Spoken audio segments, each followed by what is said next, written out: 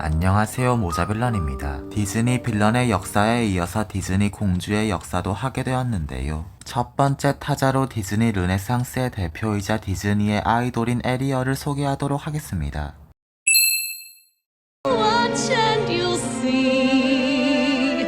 Someday I'll be part of your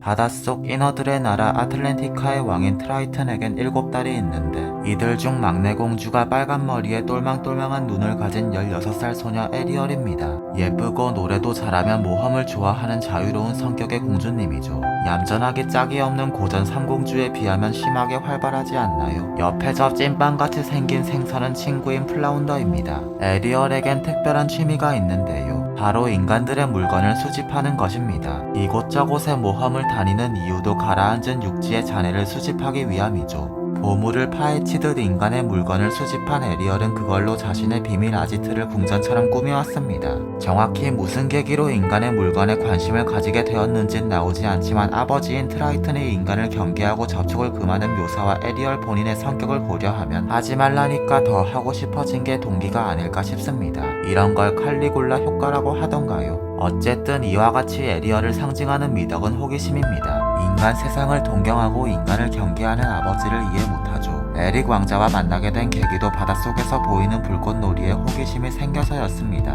하지만 이 호기심 탓에 주변 사람 잡을 뻔한 적이 한두 번이 아니기도 합니다. 에리얼과 엮인 애들은 한 번씩은 험한 꼴을 당하는 징크스가 있습니다. 모모 수준으로 에리얼을 돌보는 세바스찬은 에리얼 때문에 목숨을 건 개그신을 찍고 에릭은 원치 않는 결혼을 당할 뻔했고요. 트라이튼은 딸을 구하고자 우르슬라에게 영혼을 팔기까지 합니다. 우르슬라 일당의 페인도 어쩌면 에리얼을 건드려서가 아닐까 싶네요. 이렇듯 에리얼은 냉정하게 말하면 민폐 캐릭터라고도 할 수 있지만 특이하게도 전혀 밉지가 않습니다. 몹시 사랑스럽기 때문이죠. 뭔 짓을 해도 도저히 미워할 수가 없는 매력을 패시브로 가지고 있기 때문에 이런 민폐가 전혀 부각되지 않고요.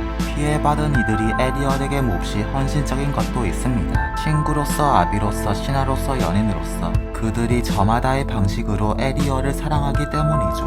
모두가 에리얼을 사랑하고 그걸 명목으로 시나리오의 일부가 되어 극이 전개됩니다. 그들의 헌신은 에리얼을 주인공으로 부각시켜주고 관객들도 그녀를 사랑할 수 있도록 에리얼의 매력을 돋보이게 해주죠. 정리하자면 영화의 좋은 연출 덕이라 할 수 있겠네요.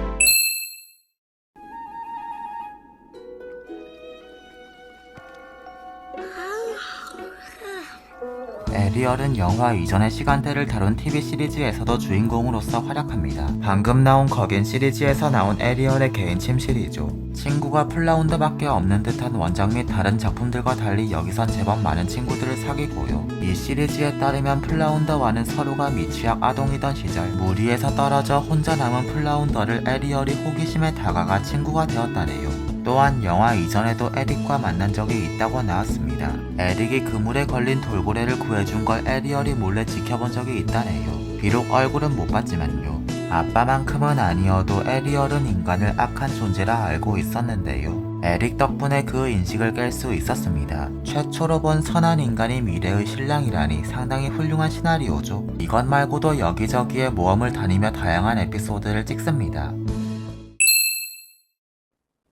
You deliberately disobeyed me. I never want you going out there again. Do you hear me? It's dangerous in the sea. How would you know? You've never even been in it. Melody. 인어공주2에서 에리얼은 멜로디라는 딸을 낳은 아줌마가 되어 있습니다. 멜로디는 바다와 육지의 연결을 상징하는 소중한 아이였지만 12년 전 우르슬라의 마녀동생 모르가나가 멜로디를 납치하려 했고 실패 후 퇴각하면서 반드시 멜로디를 납치하겠다는 포부를 밝혔는데요. 모르가나에게 딸을 잃을까 두려웠던 에리얼은 눈물을 머금고 육지와 바다의 교류를 단절하는 벽을 치곤 딸이 절대 바다에 나가지 못하도록 가르쳤습니다. 마치 제 아버지가 절대 육지에 나가지 못하도록 자신을 가르쳤듯이요. 하지만 핏줄은 못 속여서 엄마의 신신당부에도 불구하고 멜로디는 바다에 가기를 갈망하며 실천합니다.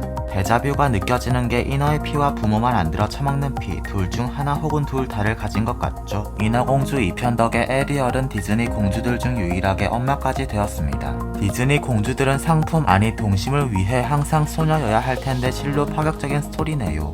또한 계속 말했듯 얘네들이 벌인 갈등은 원작에서 이 둘이 벌인 갈등과 판박입니다. 멜로디는 엄마처럼 호기심 때문에 몰래 금기를 범하고 에리얼은 무작정 위험하니까 안 된다고만 하고, 작품 내에서 콕 집어서 지금 에리얼이 트라이튼과 똑같다고 얘기하진 않지만 에리얼이 더 이상 소녀가 아닌 어른이라는 상징으로도 볼 수 있는 연출입니다. 딸을 가진 것도 아빠처럼 된 것도 디즈니로선 굉장히 참신한 소재인 만큼 잘 만들어졌다면 꽤 주목받았겠지만 슬프게도 인어공주2가 그렇게 잘 만든 작품은 아닙니다. 작화도 시나리오도 영화 전체적인 만듦새가 구린 관계로 신선하다기보단 불쾌할 수 있죠. 특히 비슷한 스토리를 다룬 라이온킹2와 비교하면 더욱 그런데요. 이 작품도 신바가 장성한 딸을 낳은 아저씨가 되었고 그 애와 갈등을 벌이며 금기를 깨고 원작에서 존재가 암시조차 안 된 캐릭터가 빌런으로 나오는데, 인어공주2와는 달리 스토리가 매우 깊이 있고 평가도 좋으니까요. 좀 더 노하우가 쌓이고서 디즈니툰 스튜디오가 이 영화를 만들었다면 지금보단 결과물이 좋지 않았을까 하는 아쉬움이 드네요.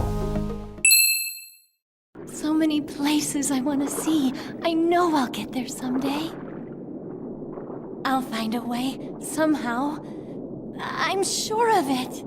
킹덤 하츠 시리즈의 에리얼입니다. 모델링이 예쁘게 잘 뽑혔죠. 인어공주가 일본에서 폭발적인 인기를 자랑해서 그런지 모델링과 시나리오에 힘을 빡 주는 게 화면 너머로 전해질 정도입니다. 비록 메인 스토리와 접점은 없다시피 하지만 원작 스토리는 물론 바깥 세상으로 가고 싶어 우르슬라와 거래한다던가 실종된 플라운더를 찾는다던가 그 이전작들에서 완전한 오리지널 스토리를 몇 번 진행하기도 했습니다. 원작에서 듣고만 있었던 언더 더 씨를 부르기도 했고요. 이 편에선 원작 스토리를 따라가느라 후속작 등장 여부가 불투명해졌는데요. 대신 3편에서 링크 시스템의 소환수로 인어 시절 모습이 나왔습니다. 정말 혼신의 힘을 쏟은 퀄리티죠.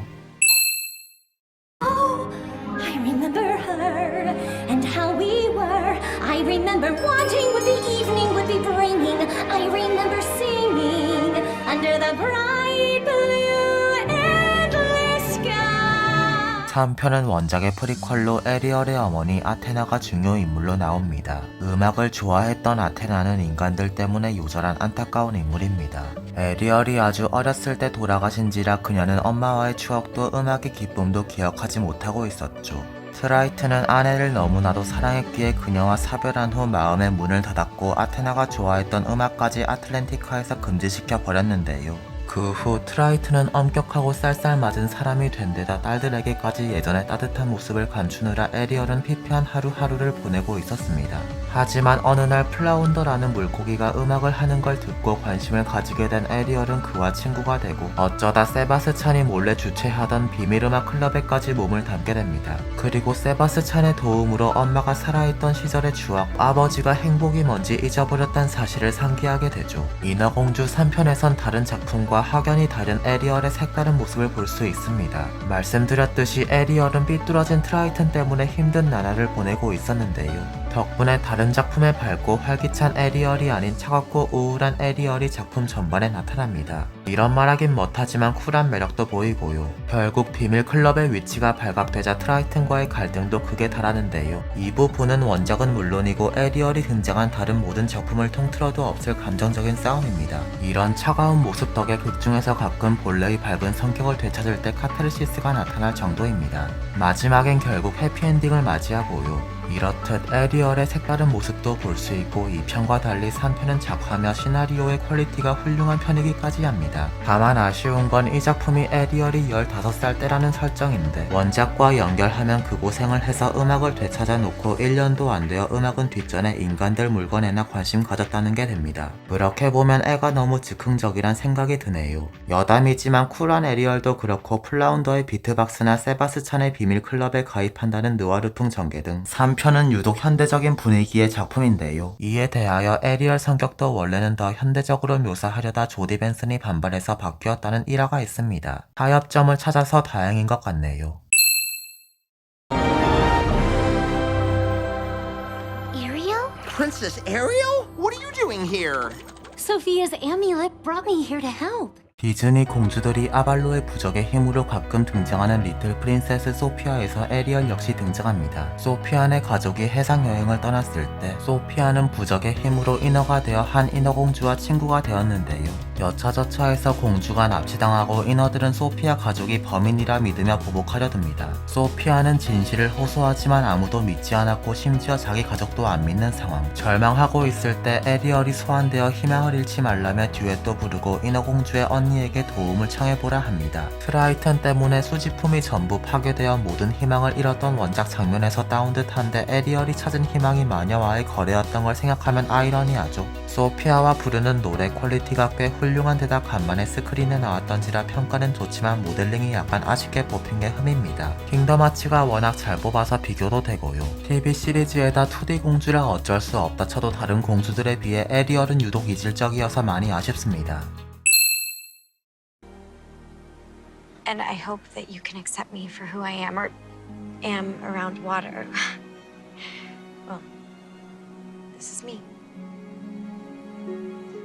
동화 속 인물들이 현실 세계로 소환된 미드 원스 어폰 어 타임의 에리얼입니다. 원작처럼 인간들 물건에 관심이 많고 에릭을 사랑하고요. 차이점이라면 신분이 공주는 아니고 평범한 인어라는 것 정도. 또한 악당들의 음모와 저주 때문에 에릭과 만나 해피엔딩을 이루기까지 시간이 좀 오래 걸리기도 했습니다. 오래전에 익사할 뻔한 백설공주를 구해줬다던가 자스민과 친구가 되는 등 자잘한 스토리에서 활약을 많이 하며 잊을만 하면 등장하는 캐릭터입니다. 여담이지만 에리얼을 연기한 배우분은 실제로는 수영을 못한다네요.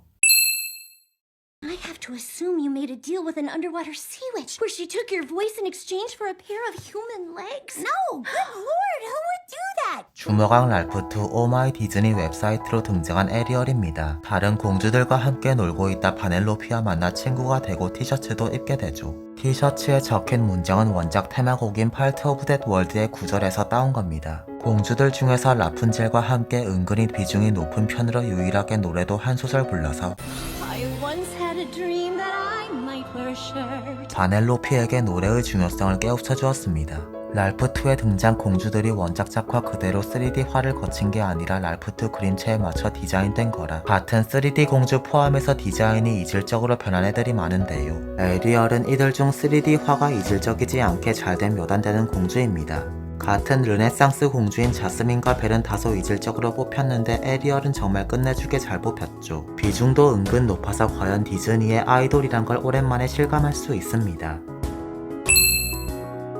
인어공주는 잠자는 숲속의 공주 이후 30여 년 만에 나온 디즈니 공주 영화였습니다. 에리얼의 등장은 디즈니 공주라는 장르의 혁신을 일으켰는데요. 이전의 고전 3공주는 40년대 50년대에 나온 만큼 그 시대 당시에는 굉장히 능동적이었지만 많은 시간이 흐른 이상 도태되어 보일 수밖에 없었습니다. 인어공주는 얌전하고 연인의 사랑만을 갈구한 그제까지의 공주들과 다르게 굉장히 활동적이고 발랄하고 사랑뿐만이 아닌 다른 꿈 또한 중시하는 능동적인 캐릭터를 내세웠습니다. 물론 최종 결말은 사랑이었고 지인들이 도움을 준 비중이 심하게 컸지만 당시로선 굉장히 혁신적이었고요. 에리얼이 보여준 새로운 패러다임은 디즈니 공주 장르에 정착하여 발랄하고 당당하고 꿈을 꾸는 공주라는 스테레오타입을 만들었습니다. 이 새로운 패러다임은 알라딘, 미녀와 야수 등을 거치며 점점 발전해서 오늘날 라푼젤이나 모아나 같은 공주 캐릭터들이 탄생한 것입니다. 에리얼이 디즈니의 아이돌이자 효녀 취급받는 건 물론 예쁜 것과 돈을 있는 대로 끌어모아준 이유도 있지만 영화 만드는 데 있어 끼친 영향이 어마어마한 것도 있습니다. 특히나 디즈니의 주 장르인 공주문에서 말이죠. 하지만 요즘엔 그런 것도 모르고 무작정 남자에 미친 수동적인 연이라고 비난을 퍼붓는 몰상식한 사람들이 있습니다. 에리얼을 더빙했다는 이유로 성우인 조디 벤슨에게 살해 협박까지 가하는 쓰레기짓까지 벌여 그분이 상처를 받기도 했는데요. 그런 잡것들 뿐만 아니라 키이라 나이틀리나 민디 켈린 같은 유명 배우들도 인어공주의 부정적인 입장을 표하기도 했습니다.